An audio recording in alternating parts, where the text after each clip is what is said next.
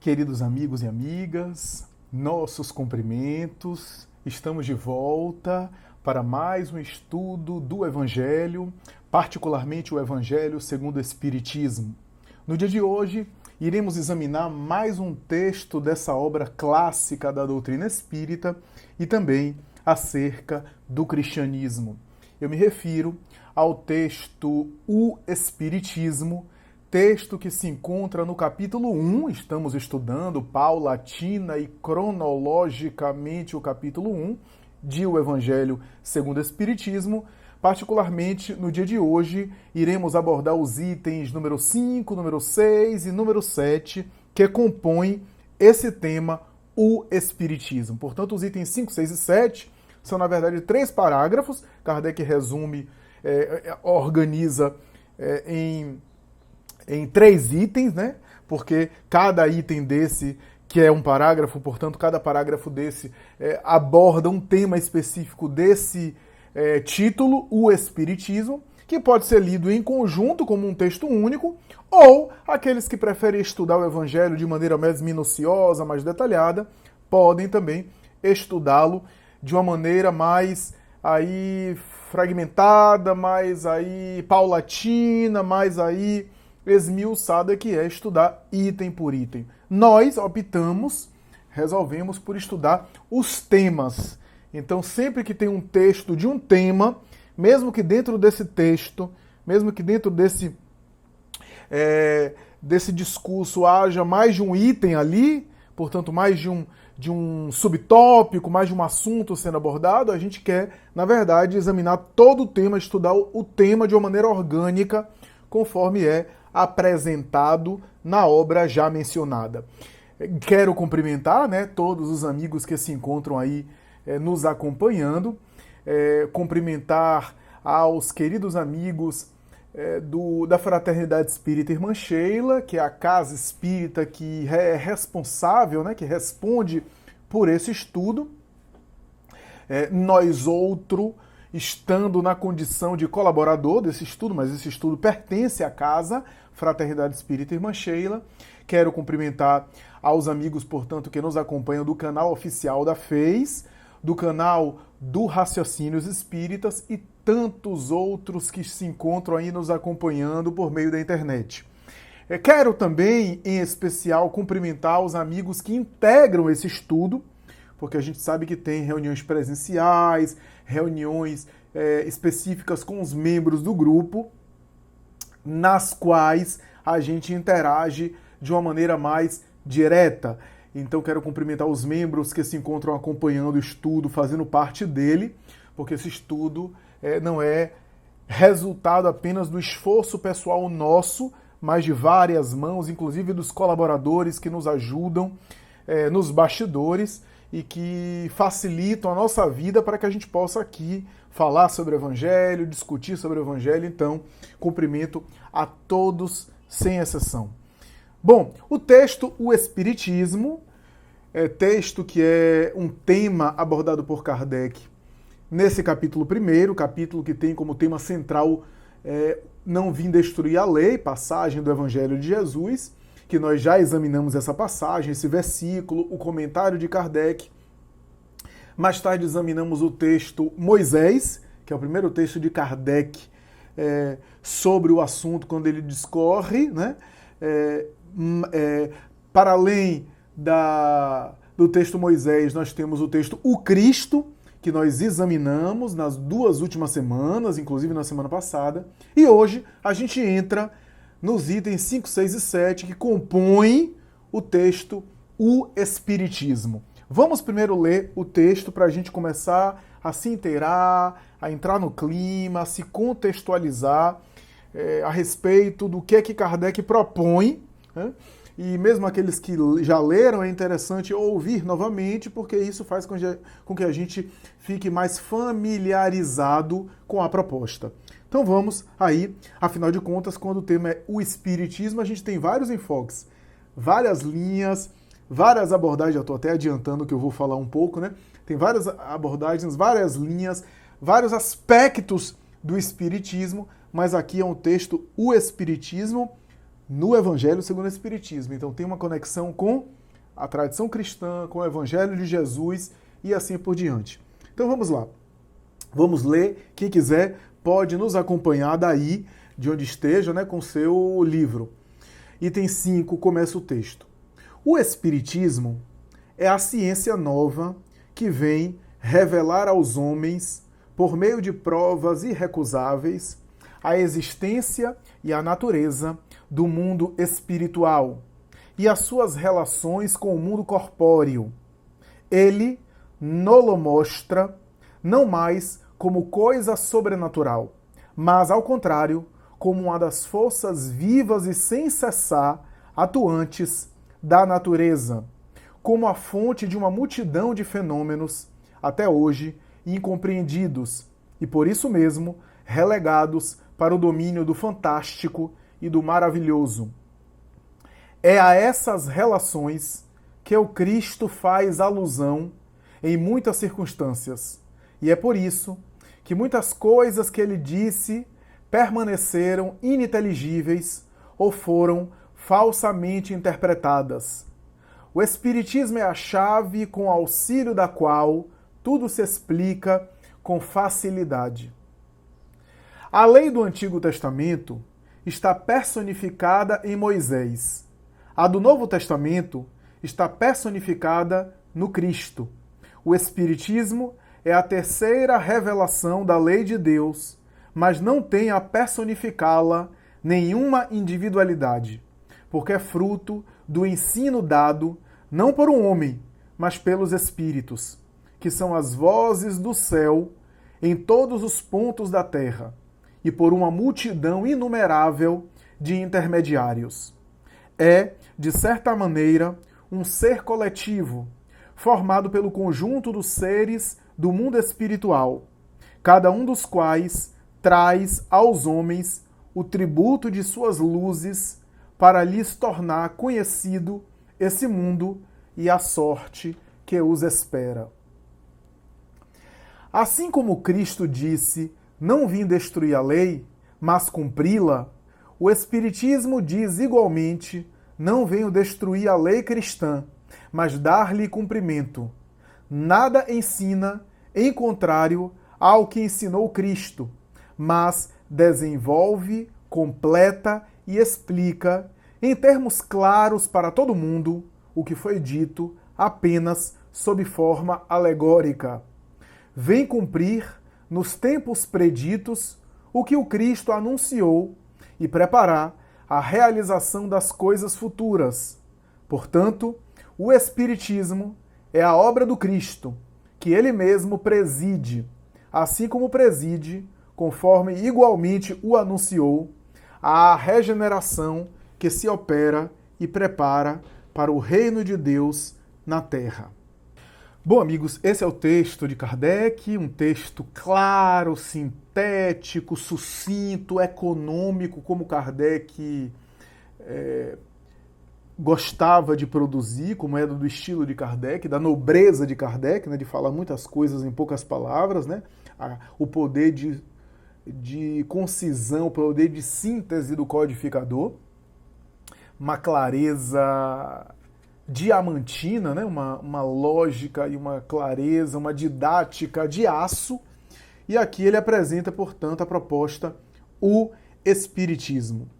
Bom, o Espiritismo ele coloca como uma ciência nova, e aqui é interessante eu chamar a atenção para uma coisa. Quando ele fala que o Espiritismo é uma ciência nova, ele está se referindo, repito, já falei isso alhures, mas volto a repetir, que ele se refere aqui ao Espiritismo enquanto doutrina, enquanto uma doutrina filosófica, que tem um corpo doutrinário, que tem um código de ética. Nesse sentido, o Espiritismo é uma ciência nova, porque surgiu no século XIX. O Espiritismo enquanto conjunto de ideias, porque em alguns momentos Kardec vai dizer, o Espiritismo sempre esteve presente na história da humanidade, o Espiritismo remonta à mais alta antiguidade, o Espiritismo está no ar, né, é de todos os tempos. Quando ele fala nesse sentido, ele está falando desse conjunto de ideias: reencarnação, mediunidade, visão da vida espiritual, comunicação com os mortos, evolução espiritual. Esse conjunto de ideias, enquanto ideias espalhadas, ideias soltas, sempre estiveram presentes, sempre ocorreram ao longo dos tempos. Né? A gente pode até dizer que a questão da vida espiritual talvez seja a questão mais rejeitada, mais negada ao longo da história e a mais presente. A que mais surge, mais se repete ao longo da história. Então isso é uma coisa super interessante a gente aqui debater, a gente aqui discutir. O Espiritismo, portanto, é uma ciência nova, e aqui vale a pena eu colocar uma coisa interessante. Por ciência, entenda-se aqui, tanto ciência no sentido de conhecimento, tá? Conjunto de conhecimentos é uma ciência. Quando eu digo assim, eu tomei ciência de alguma coisa, eu estou ciente de algo, eu estou ciente, eu venho tomar ciência de algo. O que é que isso quer dizer? Está se referindo a conhecimento. Então, o Espiritismo é uma ciência no sentido de conhecimento, é uma ciência no sentido de estudo, ou seja, não é apenas um conhecimento de informação, mas também é um estudo, é uma ciência no sentido porque você pode estudar, você pode se debruçar sobre ela, como, por exemplo, uma filosofia de vida, como, por exemplo, uma metafísica, como, por exemplo, uma perspectiva existencial. O Espiritismo, nesse sentido, é uma ciência, é um estudo.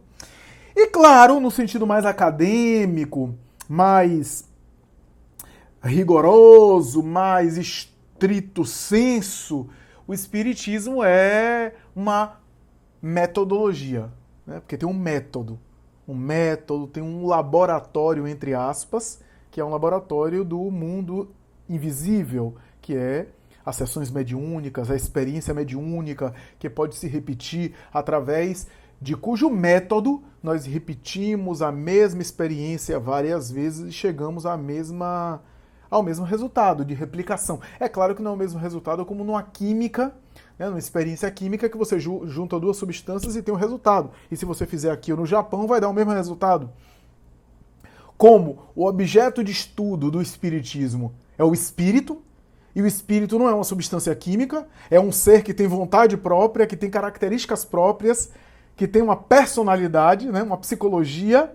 É claro que nesse sentido ele não vai dar respostas exatamente igual ao outro, mas o método de replicação e de reprodução é o seguinte: uma mesma informação pode ser recebida em várias partes, em vários lugares diferentes, por médiuns que não se conheçam, médiuns que não se conheçam entre si, por espíritos diferentes em localidades distantes.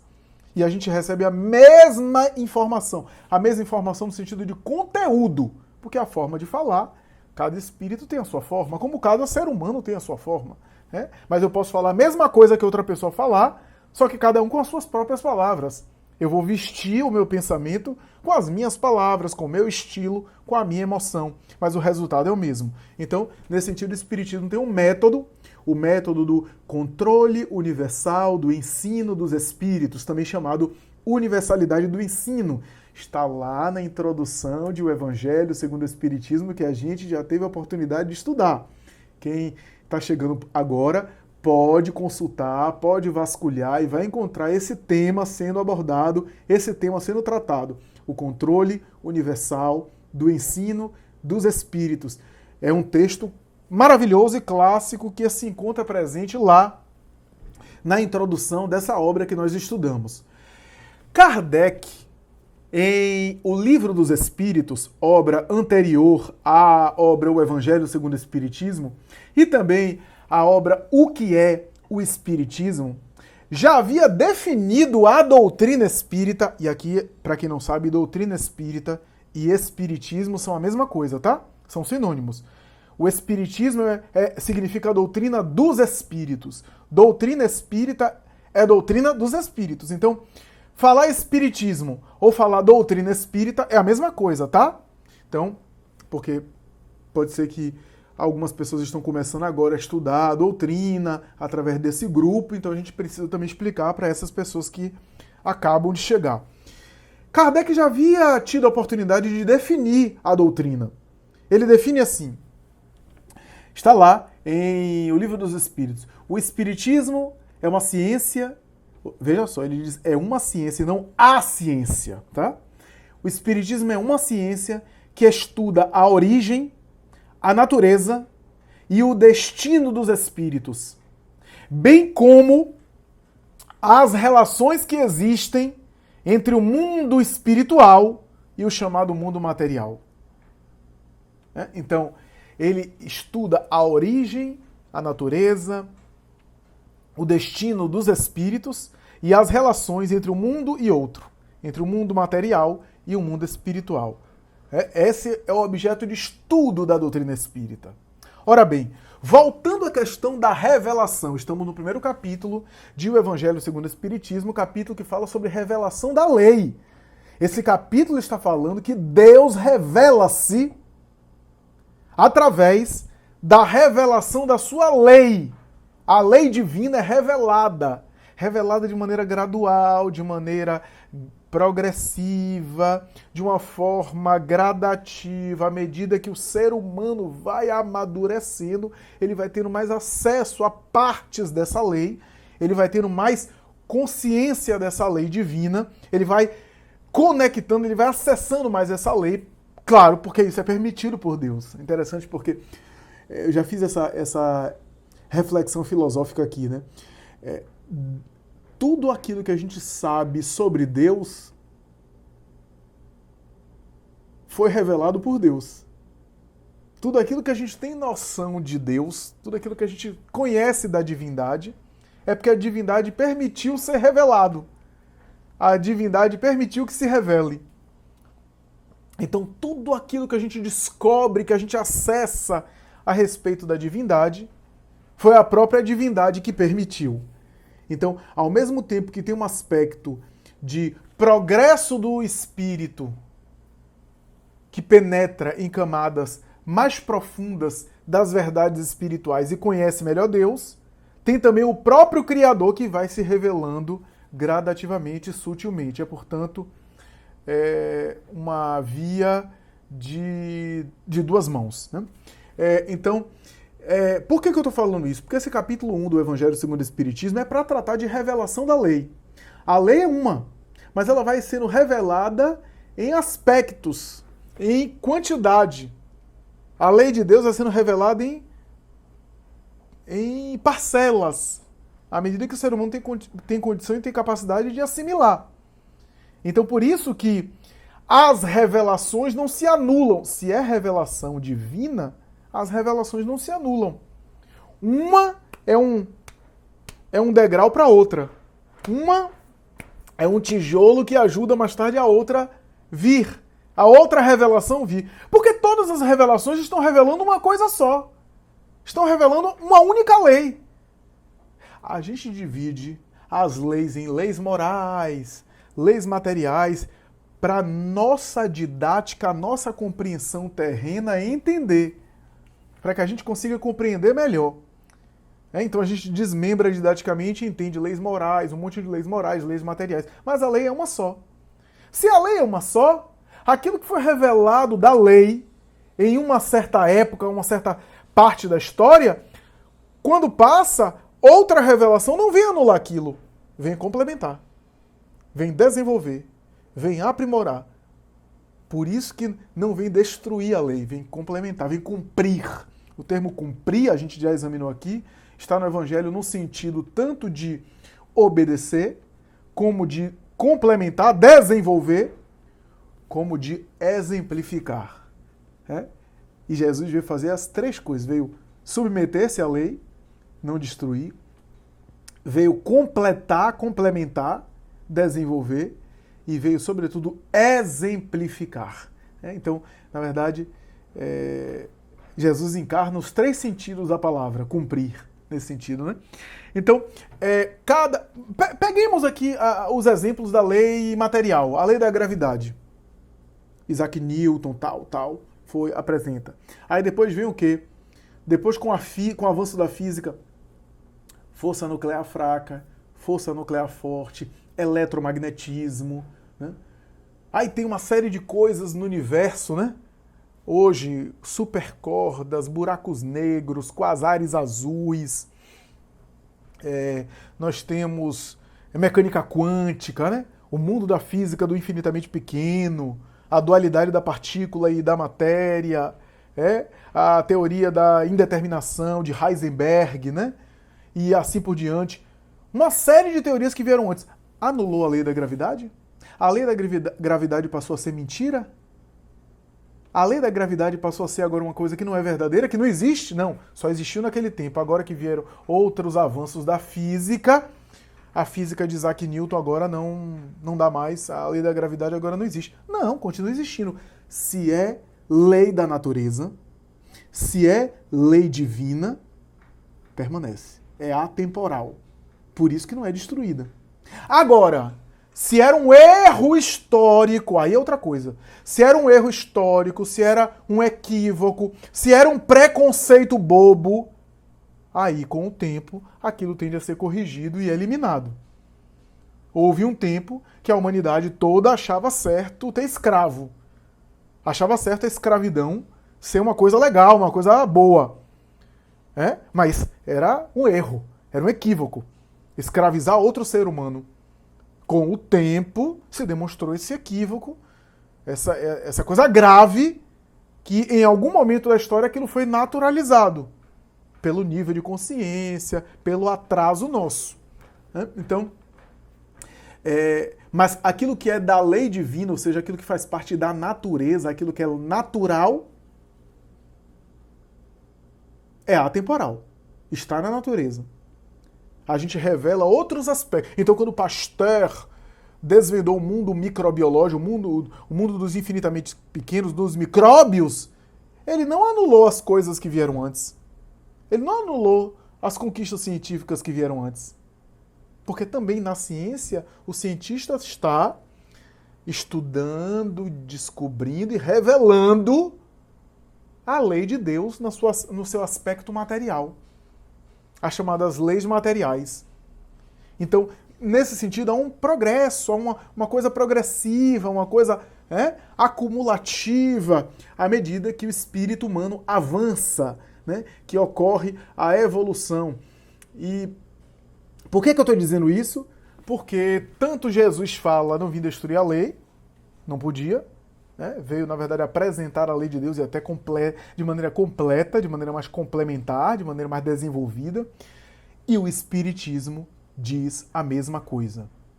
E um dos aspectos da lei divina, que nem na proposta mosaica, nem mesmo na proposta do Cristo, porque ele não tinha condição, não porque ele não tinha condição, claro que ele tinha o Espírito mais perfeito, mas ele não tinha condição de se fazer entendido, não por ele, mas pelas pessoas. Porque o nível de conhecimento, é isso que Kardec está abordando nesse texto, o nível de conhecimento, o nível de imaturidade, o nível de ignorância eram muito grandes. O atraso do ponto de vista do discernimento das coisas espirituais era muito infantil. O próprio apóstolo Paulo, mais tarde, quando fala sobre o perispírito, ele fala do corpo espiritual, que não é o corpo animal, mas que não sabe direito como é que é. Claro, ele não tinha o recurso que a gente tem hoje. Nem em termos de avanço científico mesmo, material, nem em termos de avanço para a gente entender as noções do mundo espiritual. A humanidade precisava amadurecer. Então, Cristo, mesmo em Jesus, Moisés ainda menos, e em Jesus também, Jesus tinha como explicar, ele tinha o conhecimento, tinha a sabedoria, tinha muita coisa a explicar, ele mesmo disse isso no Evangelho de João, muita coisa eu poderia vos explicar, mas vós não suportaríeis. E é por isso que eu vos falo por parábolas. Então tinha muita coisa que ele poderia explicar, mas a humanidade não tinha condição. Então nem na proposta de Moisés, nem na proposta do Cristo, um aspecto da lei divina estava sendo revelado de uma maneira assim palpável, de uma maneira assim clara, de uma maneira assim detalhada, que é o mundo dos espíritos. O mundo espiritual. A natureza dos espíritos. A origem deles. O destino deles. As relações que existem entre o mundo material e o mundo espiritual não eram explicadas e exploradas de maneira minuciosamente. Por quê? Porque a humanidade não tinha condição naquela época. Como é que ele ia falar sobre as leis que regem, por exemplo, o perispírito, se a humanidade não tinha noção nem das leis que regem a matéria? Uma ideia, quando aparece antes do tempo, ela não vinga, ela não produz. Imagine Kardec ou alguém falar sobre perispírito naquela época. Não se sabia direito como é que era a matéria. Imagine falar da matéria do perispírito, que é uma matéria de fluido, uma matéria de vibração. Então não dava para entender. Como entender a ocorrência dos fenômenos mediúnicos, o transe que acontece pelo sistema nervoso central? Não se conhecia o sistema nervoso central. Não se conhecia o cérebro. Então, como explicar essas coisas? Era necessário que o conhecimento humano avançasse primeiro, para que depois a revelação desse mundo espiritual de maneira detalhada viesse. E isso cabe ao Espiritismo. Ao Espiritismo. Então, sem nenhum tipo de presunção aqui, com toda a humildade, com toda a honestidade intelectual, eu quero saber, e eu até desafio a quem nos assiste, nos acompanha, de me apresentar uma outra doutrina, ou uma outra proposta filosófica, uma outra proposta existencial, que explique, que descreva de uma maneira tão palpável a vida após a morte como é o Espiritismo. Não tem. Não tem. E olha que eu admiro muito a teosofia de Helena Blavatsky, que também tinha comunicações mediúnicas, contato com os espíritos, mas não é a mesma coisa. Os espíritos se tornam repórteres do além. Aliás, André Luiz foi um dos famosos repórteres mais recentemente, né, depois de Kardec. As reportagens que ele fez, a descrição que ele fez do mundo espiritual, tornando o mundo espiritual, como diz Kardec, palpável, tornando o mundo espiritual mais compreensível para nós. A vida espiritual não era mais assim um céu de nuvens, de algodão doce lá, todo mundo em cima das nuvens, tocando harpa, não. O mundo espiritual de maneira mais palpável. A partir de Kardec, e mais tarde, mesmo após Kardec, a doutrina espírita explica de maneira minuciosa, de maneira detalhada, a vida além da matéria. A vida além da experiência corpórea.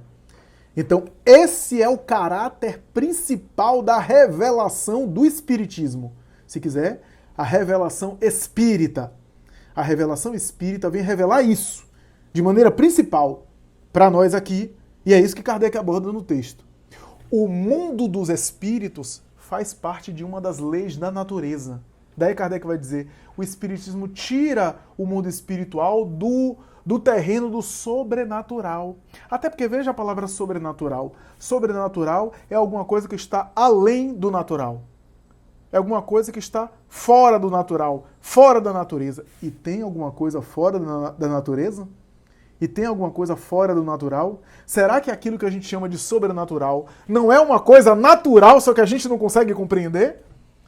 Pela compreensão das leis naturais que a gente tem, mas que talvez tenha leis naturais que existam que a gente não compreende ainda? E esse é o papel do Espiritismo. Apresentar essas leis. Essas leis. Antes de Isaac Newton, a lei da gravidade existia. Só que a gente não conhecia. Não conhecia o seu mecanismo. Isaac Newton revelou uma lei que existia antes dele. Não é que a lei começou. Não, ele fez revelar. Ele não criou a lei da gravidade. Só que o mundo material não fica só na lei da gravidade. A lei do eletromagnetismo, por exemplo. As leis nucleares. E tantos outros fenômenos materiais. São leis. Então, o Espiritismo, ou melhor, o mundo espiritual faz parte da lei da natureza. É dos aspectos da lei da natureza. E era colocado como sobrenatural porque são leis naturais que a humanidade não entendia. O Espiritismo vem demonstrar que é natural. Que tem leis que regulam o mundo dos espíritos. Esse é o caráter da revelação espírita.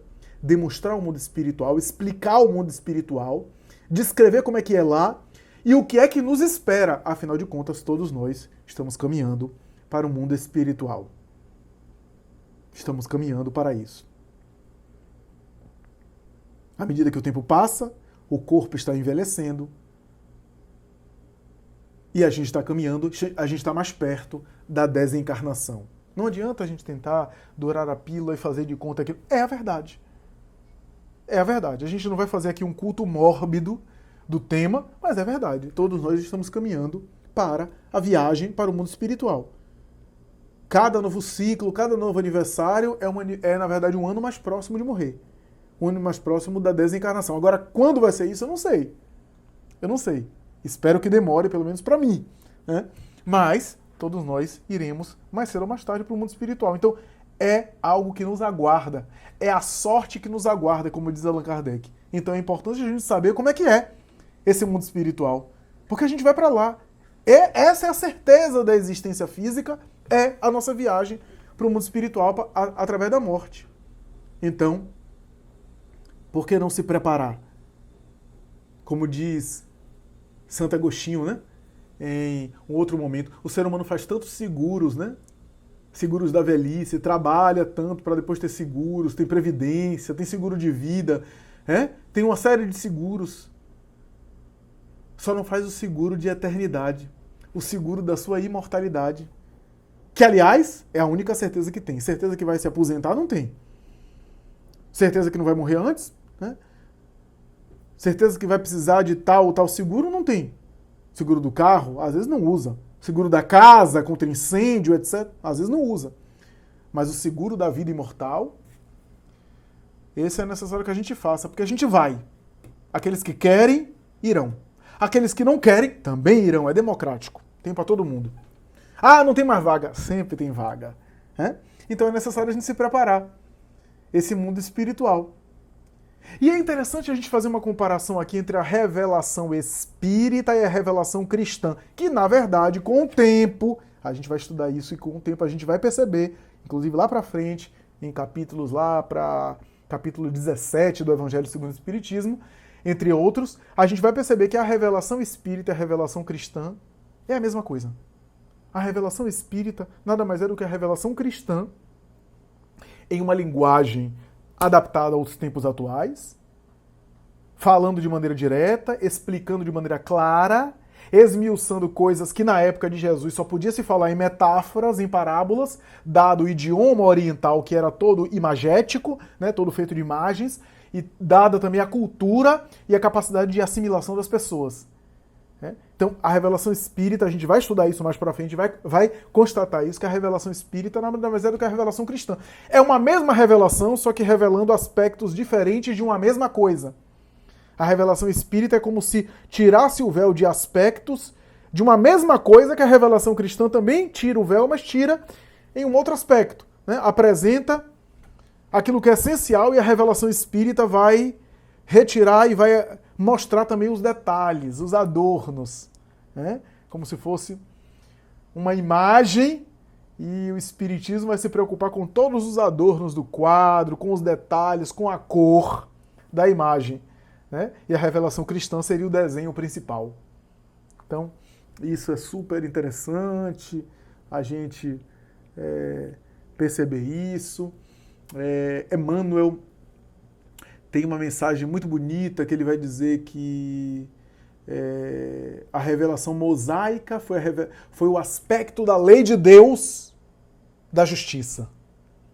É a revelação da lei de Deus no aspecto da justiça, no caráter do jurídico, né, no caráter da justiça. A lei de Deus é revelada na sua feição jurídica, na sua feição de justiça. O aspecto justo da lei de Deus aparece na lei mosaica. Vem Jesus e apresenta o complemento que é o amor. A lei de amor. Deus não é apenas um legislador justo, mas é também um pai amoroso e misericordioso. Veja que ser um pai amoroso e misericordioso não anula ser também um pai justo, um juiz justo. Então, aglutina. Aglutina nesse sentido. E Emmanuel vai dizer que na revelação cristã a gente tem Deus como Pai amoroso, o amor ao próximo como lema essencial e toda a conduta essencial para que a gente possa se aproximar de Deus através da conduta de Jesus, através dos ensinos de Jesus. E o Espiritismo vem explicar isso. Vem explicar aquilo que ficou mal entendido. Veio comentar aspectos que talvez a humanidade não entendeu daquilo que Jesus explicou. Veio deixar claro pontos que ficaram obscuros. Essa é a tarefa do Espiritismo. Então, o Espiritismo vem fazer ajustes, vem fazer arremates naquilo que, na figura do Cristo, está concentrado como sendo o máximo. A moral apresentada por Jesus, o Espiritismo não colocou uma moral melhor. A moral, a ética em Jesus é o máximo. O Espiritismo vem apenas reafirmá-la, endossá-la, reafirmá-la, divulgá-la e explicá-la em aspectos que talvez ficaram nebulosos. Repito. Então, isso é super interessante, isso é super importante. Esse aspecto, né, que a gente pode aqui considerar como fundamentais, né? Então, a revelação proposta pelo Espiritismo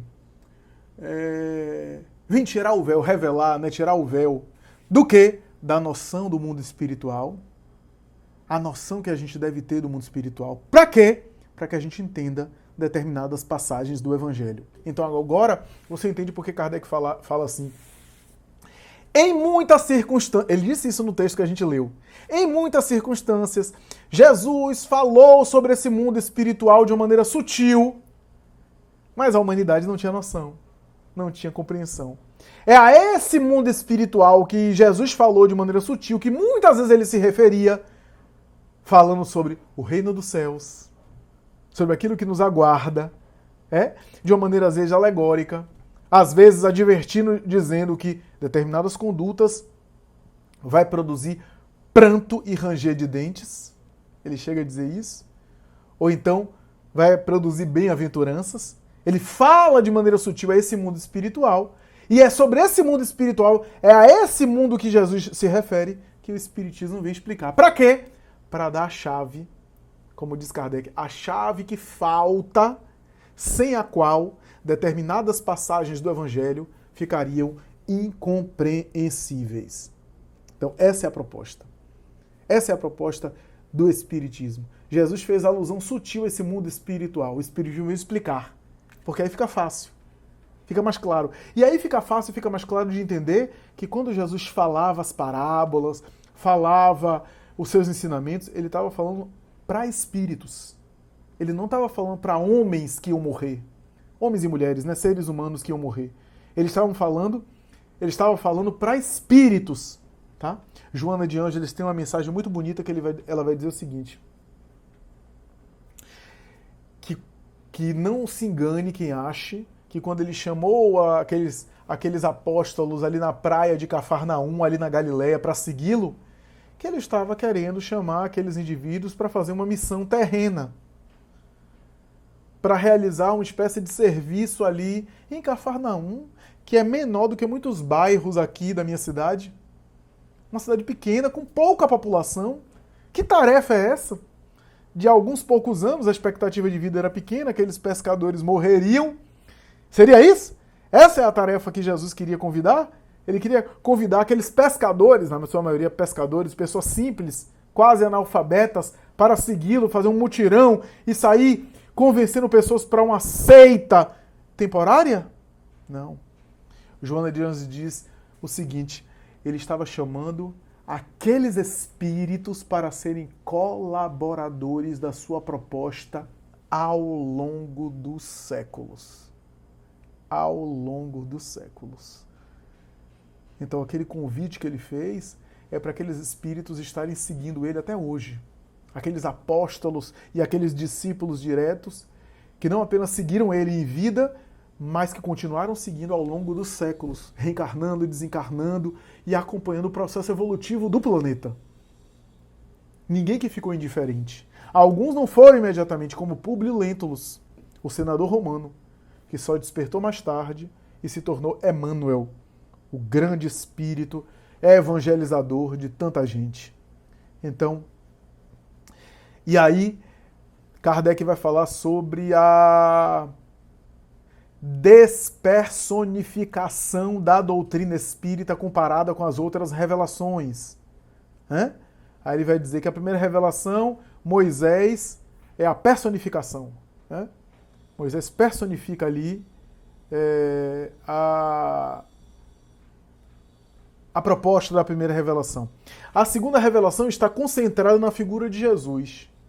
A terceira revelação da lei de Deus, a terceira revelação da lei de Deus. Então não são 3 leis, são 3 revelações de uma mesma lei. A terceira revelação da lei de Deus não está concentrada em nenhuma pessoa. Olha só, quem está escrevendo isso é Kardec. Ele está querendo deixar claro que não está concentrado na pessoa dele, embora ele tenha muitos méritos, embora o mérito do codificador seja maior do que aquele que ele até atribui a ele. Ele coloca o trabalho dele em algumas situações como sendo apenas de organizar as informações que lhe chegam. Não é bem assim. Kardec foi muito mais grandioso, até porque era um espírito nobre também, que fazia parte daquela equipe, um dos mais preparados. Mas ele teve o cuidado e teve a clareza de deixar isso claro, que de fato não se concentra em uma cabeça. O espírito de verdade chegou a dizer a Kardec em Obras Póstumas o seguinte: Kardec pergunta, e se eu fracassar na minha missão? Ele diz, se você fracassar, não se preocupe. Deus não concentra a sua obra na cabeça apenas de um homem frágil. Outro chegará e te substituirá. Falou isso para ele. Outro chegará e te substituirá. Mas, se você levar adiante, te alegrará caso saíres vitorioso. Então, não tem uma personificação em uma pessoa. O Espiritismo não está personificado em uma pessoa. Como é doutrina dos espíritos, é de um ser coletivo. É de uma coletividade. Não é uma doutrina de uma pessoa, nem de um espírito. É a doutrina dos espíritos. Então tem um caráter mais assim, democrático, mais universal. Ninguém tem um monopólio. Ninguém pode dizer, eu sou médium e aí eu recebo as coisas do espiritismo e o outro não. Qualquer um que seja médium pode receber a mesma fonte, a mesma informação fidedigna. Então, nesse sentido, a doutrina espírita pode chegar às pessoas em mansões ou em comunidades muito pobres. Chega em qualquer lugar. Porque vem do mundo invisível, do mundo espiritual, através dos médiuns. E claro que hoje esse ensino está condensado na obra kardeciana, na obra da codificação. Essas verdades estão ali, na obra da codificação. Apesar de não parar aí, a obra da codificação é onde o Espiritismo começa e não onde o Espiritismo para. Ali estão os fundamentos básicos. E todo mundo pode ter acesso. Ninguém é dono do Espiritismo. Então tem esse caráter de não ter uma pessoa personificando. No caso da doutrina espírita. Não tem essa característica de personificação nesse sentido. E nesse sentido se espalha mais rápido, Kardec vai dizer isso. Por quê? Porque não estando concentrado em uma pessoa, não é daquela pessoa que vai se espalhar. Pode se espalhar por diversas partes ao mesmo tempo, porque os espíritos podem se comunicar simultaneamente ao mesmo tempo em várias partes do mundo. A doutrina chega mais rápido, as informações chegam e assim por diante. Então, nesse sentido, a terceira revelação da lei de Deus e do Espiritismo, Emmanuel vai dizer assim: primeira revelação da lei de Deus, a justiça. Segunda revelação da lei de Deus, o amor. Terceira revelação da lei de Deus, a verdade. Uma é a justiça, o outro o amor, que é o foco central, é o ensino mais importante, simbolizado e personificado no exemplo de Jesus, por isso que tinha que ser uma pessoa, no exemplo de Jesus.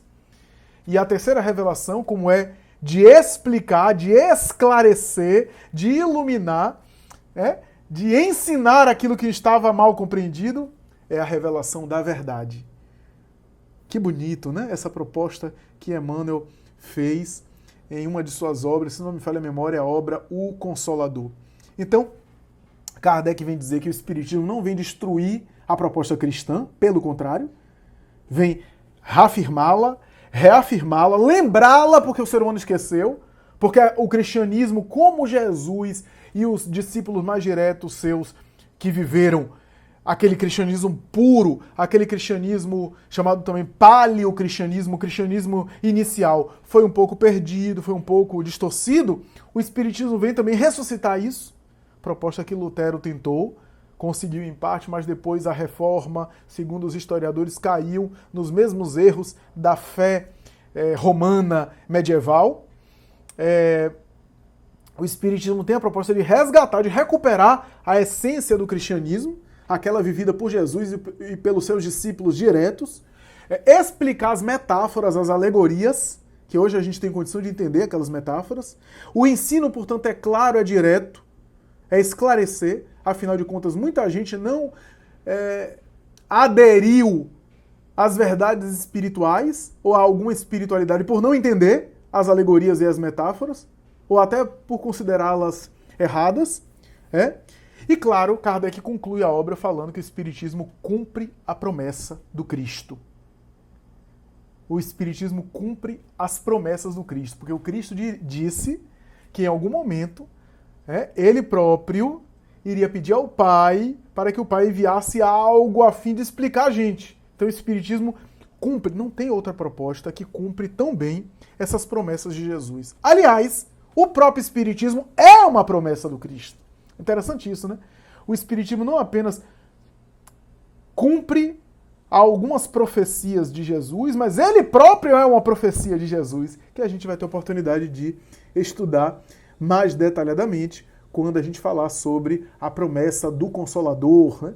Está lá no Evangelho de João, no capítulo 14 do Evangelho de João, versículos 15, 16, 25, 26 e seguintes, quando Jesus promete a vinda de um Consolador ou de outro Consolador. A gente vai ter oportunidade de estudar isso, né? Então, nesse sentido, por isso que Kardec chega a dizer que Jesus preside as suas profecias, porque ele foi o autor das profecias, da regeneração da humanidade, como preside a própria mudança que iria se operar no mundo que ele anunciou. E por isso, se o Espiritismo está sendo essa ferramenta de cumprir essas promessas e até de realizar essas mudanças, o Espiritismo é obra do próprio Jesus, é obra do próprio Cristo. A gente vai ter a oportunidade também de estudar que o próprio Jesus, em espírito desencarnado, esteve orquestrando a obra que chegaria às mãos de Allan Kardec.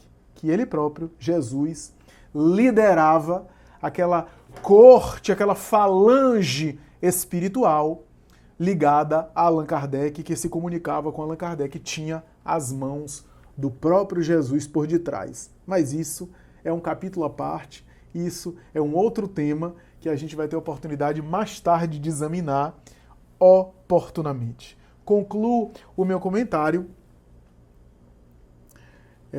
citando a frase do espírito Viana de Carvalho, em uma das suas obras, que ele diz a seguinte: o Espiritismo é a ciência da religião, a religião da filosofia e a filosofia da ciência. O Espiritismo tem essa síntese, esse poder de síntese, né? Tem 3 aspectos: ciência, filosofia e religião. Tem um aspecto científico, que é o experimental, o mediúnico, a gente pode ali fazer experiências, portanto tem um método que não é um método acadêmico. O Espiritismo não é uma ciência acadêmica, até porque a ciência acadêmica parte do pressuposto que espírito não existe, né? Ou pelo menos não se interessa em investigar o espírito como objeto de estudo. Então o Espiritismo tem um método, tem uma filosofia, porque a partir da informação dos espíritos Vem, portanto, um sentido para a vida, ou seja, vem explicações de quem sou eu, de onde eu vim, para onde eu vou, por que eu estou aqui, por que eu sofro, qual a razão do sofrimento, que são perguntas filosóficas de toda a tradição da filosofia. E também tem uma consequência religiosa, ou uma consequência ético-moral religiosa. Por quê? Porque embora não seja uma doutrina religiosa no sentido de ter um sacerdócio, não tem um sacerdócio organizado, uma hierarquia sacerdotal, não tem hierarquia de poderes, como acontece em outras religiões, que tem ministros de Deus, não tem profissionalismo religioso, não tem dogma, né, uma verdade que é imposta, que você não pode questionar, porque é mistério divino, não tem um ritual, uma liturgia no sentido religioso, tá? No sentido religioso, muita gente entende mal isso. O Espiritismo não tem ritual no sentido religioso, ou seja, porque tem que rezar de joelho, ou porque tem que rezar não sei quantas vezes Ave Maria ou Pai Nosso, ou porque tem que fazer tal ritual. O Espiritismo não tem isso. Você pode rezar de joelho, em pé, como você quiser, de olhos abertos, de olhos fechados. Né? Não tem essa imposição. Mas o Espiritismo tem um aspecto religioso que tem a ver com o quê? Com conexão da alma com o Criador, religare, religião vem de religare, ligar novamente, e também de laço de fraternidade, que é uma proposta de todas as religiões. Toda religião fala de laço de fraternidade, de solidariedade, de respeito, de compaixão, de amor ao próximo.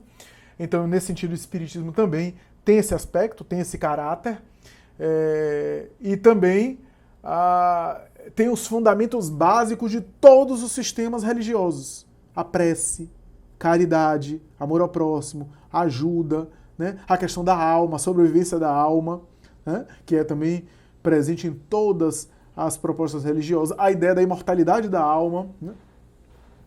É um ponto pacífico de todas as religiões. Então, nesse sentido, o Espiritismo tem uma dimensão também religiosa. Eu concluo com a história que eu já contei em outra oportunidade, que é uma história contada por Joana de Ângeles e por outros, que fala de um jovem que chegou até um grande rabino da tradição judaica e queria aprender a Bíblia rapidamente. E perguntou ao velho Shammai: Shammai, é possível aprender a Bíblia de pronto, de chofre, rapidamente, num tempo que você fica de pé em um só pé? Shammai disse: impossível, a Bíblia tem muitos ensinamentos, são vários anos, vários séculos, vários livros, é uma tradição toda, impossível. O jovem foi embora.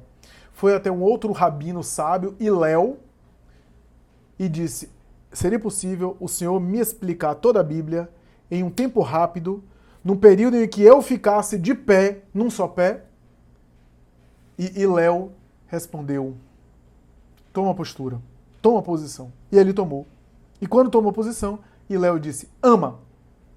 E calou a boca. E o jovem: mas só isso? Só isso. Toda a Bíblia é isso? Toda a proposta bíblica é isso? Sim, toda a proposta bíblica é isso. É só o amor.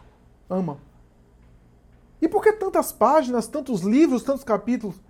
Porque ali é a explicação disso. Quem ama não precisa de explicação. Agora, quem não ama precisa de muita explicação para começar a amar. Mas toda a Bíblia é a explicação do amor. Toda a Bíblia é a tentativa de explicar o amor de Deus para conosco e o amor nosso para com o próximo. Então, essa história resume um pouco, não apenas a doutrina judaica, porque é uma história mais judaica, mas a doutrina cristã, que personifica no amor o máximo da experiência humana, e o Espiritismo, que vem explicar tudo aquilo que a gente tem dificuldade de entender, porque quando a gente entende, quando faz sentido pra gente, a gente consegue viver melhor e ver as coisas e perceber as coisas e atuar, porque quando a gente entende as coisas, a gente consegue se comportar de acordo com aquilo que a gente entende, diferentemente de quando a gente não entende. O Espiritismo, portanto, vem explicar aquilo que a gente já precisa fazer, já precisa vivenciar, que está tudo isso concentrado na proposta de Jesus Cristo. É isso, meus amigos. Espero que vocês tenham gostado. Um abraço em todos e até a próxima, se Deus quiser. Muita paz.